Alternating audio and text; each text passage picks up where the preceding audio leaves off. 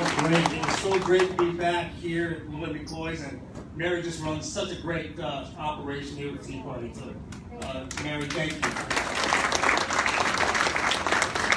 And I have to tell you, I never really was getting excited about the auditor job, but man, Ryan works his tail off at every one of these events. He's here all over the state, and no, he doesn't have someone running against him, but he doesn't let that stop him. So, Ryan, hats off to you for working and doing it right. So, before I get started, I want to reference, was it Adam? I was really impressed, Adam, with your delivery, your knowledge, and man, I tell you, if Turning Point focuses on colleges and university students, and they should get college credit after attending one of your sessions. But one of the things I want to highlight that he brought to our attention was this idea of what happened in the Republican Party with Abraham Lincoln in the Civil War. Because what's interesting about the Minnesotans that actually went to battle in that Civil War, the first Minnesota Volunteers was one regiment at that battle in Gettysburg. I tell you, we nearly lost that battle. Most Americans don't understand that reading the after effects, there was no other military unit between the Confederates and the U.S. Capitol. And if we would have lost that, it would have just been rolled up. And the first Minnesota Volunteers played a key role in helping us win that battle. In fact, unfortunately, it cost the first Minnesota Volunteers 80% casualty rate of that unit. It's the largest percentage of an Army unit that was lost in battle in the Civil War, largest one in history in the Civil War, and in the United States Army to this very day. And I tell people this because I'm a student of history, and we all should be. Students are not getting it, young people are not getting it. Standing before you today is a descendant of those American black slaves freed from bondage because of those Minnesota Volunteers. Minnesota was not a slave state. They did this out of duty. They did this out of the country we were, and what was right at the time. So as a descendant of those slaves, it's an honor that I stand in the fight right now because we're dealing with a fight of our own time. When I was in the Army and I pledged an oath to defend the Constitution against enemies, foreign and domestic, I never really thought that the domestic side was pertinent. I had no idea to this very day that we are dealing with a battle in our own country against people that want to turn our country into something it was never intended to be. And I'm honored, and I feel it's a privilege, I think that we're all connected through history, to be able to fight this next battle for our country and to return it back to its origins of what our founders wanted. So for those of you that don't know me, my name is Kendall Qualls, and I tell people I even shouldn't be here tonight. The odds are that a kid from a broken family that grew up part of his childhood in Harlem, New York in the late 1960s with his divorced mother, and then later lived with his father in Oklahoma in the trailer park, wouldn't graduate from high school, go to college, become an Army officer, raised 5 kids with his wife of 36 years, and by the way, homeschooled those kids. And by the way, adopted one of them, but we can't remember which one because we love them all the same. And odds are that kid would start out at the ground floor of a major corporation in this country and rise up to become a vice president of a Fortune 100 company. They'll tell you that story doesn't exist. But it does exist. Not only did that kid do all of that, but actually became a candidate for the Republican Party in the great state of Minnesota. And I can tell you, the left wants to squelch that idea of the American dream. In fact, it's a war against it right here in our state and across the country. And I'll give you 3 examples. 2 years ago, Minneapolis was ground zero for all the rioting, looting, defund the police, Black Lives Matter. And Keith Ellison, Ilhan Omar was in the center of it. And our governor allowed that to go for 3 days unabated. They talk about absence on duty, AWOL on duty, right? No leadership. 3 days unabated. 2 years later, we're still suffering from record crime We have women getting beaten in parking lots and getting their cars stolen, and children getting shot in their neighborhoods nearly every day. That didn't used to happen to us here. We were never in Detroit. We were never in Chicago. And trust me, when we win, in our first administration, when we win, that will begin to change overnight. Yep. Trust me, that's number one. Number two, the next example of that war against us is that we have one of the highest tax burdens in the country in this state. Tim Walz does nothing to alleviate that. We have people leaving the state they love, the state they helped build, in record numbers. Last year was the highest number of Minnesotans leaving the state in 30 years. And I think many of you know people, and hopefully, you might be one of them. If we don't win this next election, there's going to be a lot more leaving. Now is not the time to turn to career politicians to help fix and overhaul our tax code. This is why we need a leader from outside of politics, a leader from the private sector with private sector solutions. And lastly, I think all of us are really getting tired of being bullied by the woke left, this idea of cancel culture. And what they're teaching our kids in school is evil. It's downright evil, and trying to divide our kids. And every time we talk about election integrity, they wave this banner of racism.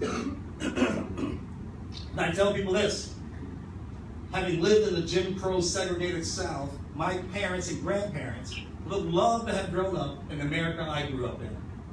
This is the least racist time in American history, and we're the least racist country in the world. They're not going to use that excuse anymore. I tell people this: I've been a Republican since I was 18 years old, and I never looked back. And I'm proud to be a Republican. And I'm going to fight tooth and nail to save our country because of this. This is the main reason I'm in, because here's the scenario. Americans don't back down from a fight, and God's people stand up against evil. That's what he expects, and that's what I'm doing. And another part of this, I'm doing this because you know what? I'm really sick and tired of Ron DeSantis having all the fun. And it's time that Minnesotans get some of this liberty and freedom action. Ladies and gentlemen, I tell people this. I speak all over the state and all over the country. I'm so glad that Mary does these events, and I see it in your heart and your tenacity. But a lot of Americans have forgotten what it means to be American. It's dormant. It's gone dormant. I'm reawakening them. And this idea, like our national anthem, that last line of our national anthem, land of the free, home of the brave, well, it's high time we start acting like it. That's why I'm doing what I'm doing.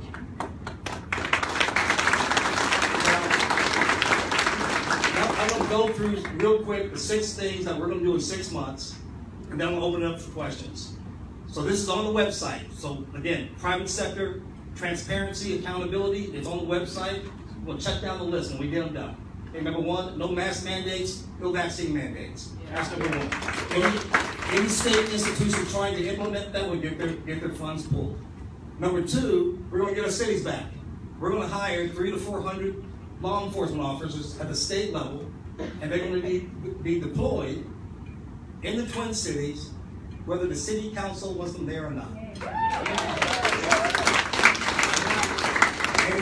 if we need to hire more in other cities, we'll do that because the crime is spreading beyond the Twin Cities. You know what? That is such. I'm going to just take a pause here. I don't know if you saw this in the Star Tribune. I have to read it now. I can't read it, so I just don't read it. But today I was reading that the governor is going to redeploy state troopers and deploy them in the Twin Cities. Look, I had this on my website 4 months ago. I'm just glad he's taking the idea. But I have to collaborate, and I have to applaud him because talk about bipartisan collaboration. He's implementing one of my ideas even before I get in office. I feel like great. So when I get in office, that one already be taken care of. We just have to expand it and make it permanent. But I'm glad he's doing one of those. He can do all 6, so we can just get up and running when we get in. But that was just announced today in the Star Tribune that those law enforcement officers are going to be redeployed, and he's been holding back against doing that because he knows what's coming this election year. So that's number two. Number three, the tax rates are there.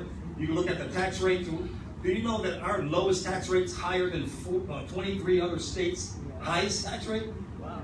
We're going to collapse those 4 brackets to 2. We're going to reduce business taxes from 9.8 to 7.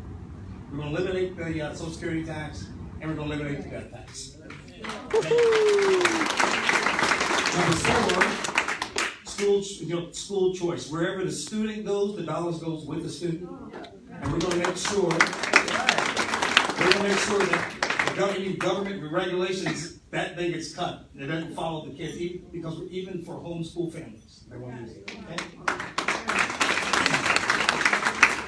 Voter ID, we're going to make sure from election integrity, we're going to have voter ID, manual count with paper ballots. Okay, that is it. We want to make sure that even if the electronic machines are working, the issue is not the machine. The issue is, if the citizens don't have confidence in it, then we don't do it.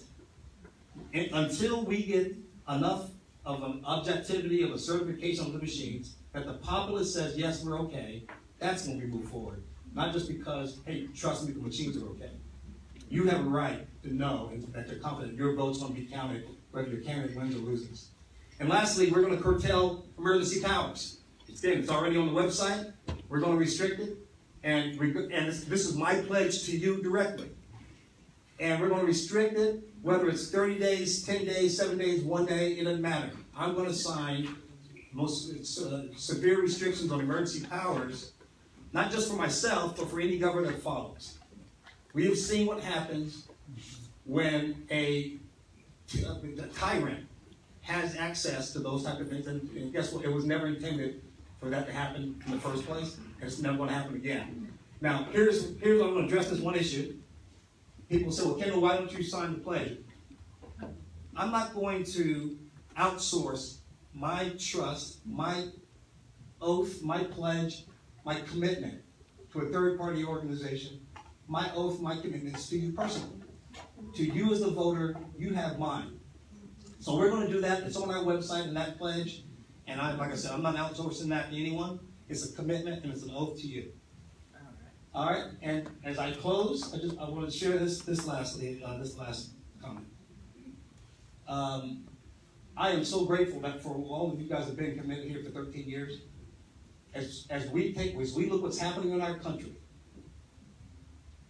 what they're pushing with critical race theory, this whole narrative, this truth detector department, what they're pushing in the military, guys, this agenda, either they're going to win, or the country we love and know is going to prevail. One of the two is going to happen. Both of them can't coexist.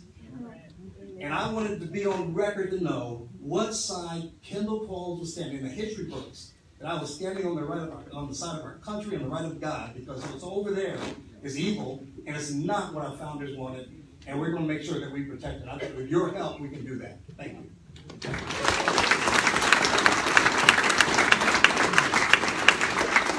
Got time for a question or quick ones?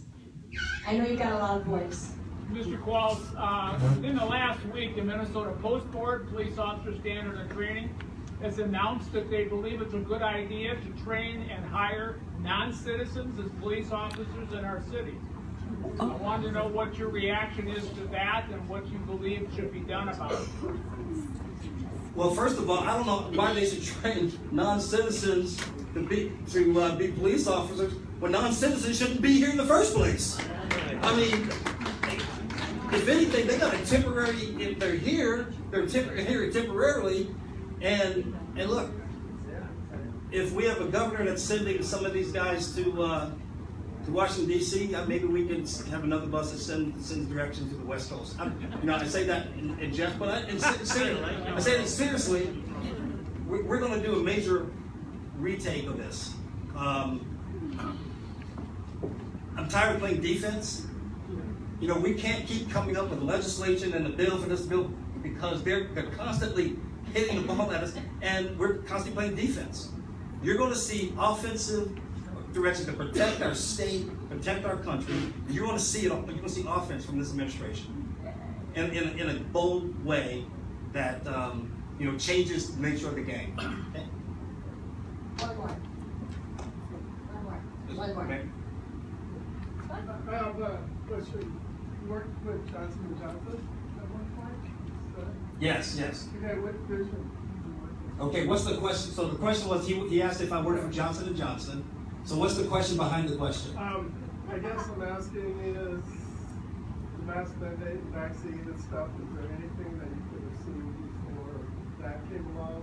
So I worked for Johnson & Johnson from 1990 to 2000. So that was over 22 years ago. Oh. So I'm not clairvoyant, okay? I have a lot of powers.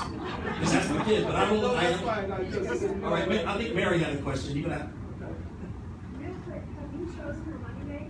Just out of curiosity. Oh, so the question is running mate. I've interviewed two great people that I would be honored to have on the ticket. And here's something I can just share with you. Bold, good, strong leaders are first of all, they have self-awareness.